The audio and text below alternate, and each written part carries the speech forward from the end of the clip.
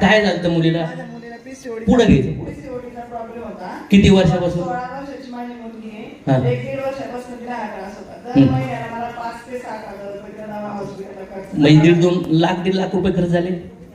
जास्त म्हटलं तरी चालेल. माईक पुढे घ्या. जास्त म्हटलं तरी चालेल. आणि जेव्हा हॉस्पिटलमध्ये नेऊन मेडिसिन दिली तेव्हाच तिला पिरियड येतात. त्याच्यानंतर मी नारीप्रिया, शतावरी, नारीप्रिया, आरोग्यवर्धिनी आणि कामधुदावरती या 3 हे नारीप्रिया, शतावरी हे 3 प्रोडक्ट का?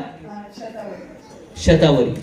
आता मला सांगा हे प्रोडक्टची कॉस्ट काय आहे? हे 4 प्रोडक्ट जर मिळून मला वाटते ऍटलीस्ट 1200-1300 असेल का?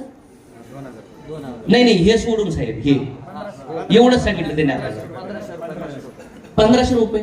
याच्यात त्यांना कुठलंही केमिकल नाहीये, आयुर्वेदिक. मला सांगा अद्रक टाकल्यावर हेल्दी आहे का नाही, हळद आहे का नाही? तुम्ही पुदिना वापरता, तुळशीचे पानं टाकतात, म्हणजे नॅचरल गोष्टी.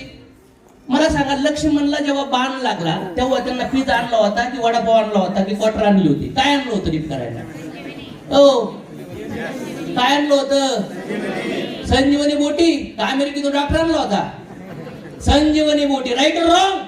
या 2021 मध्ये पण इथून पुढे चला पुढल्या 10 वर्षात सनेज कंपनी थ्रू प्रत्येक भारतामध्ये, प्रत्येक भारताच्या घराघरामध्ये सनेजची संजीवनी आपण घातली पाहिजे. पाहू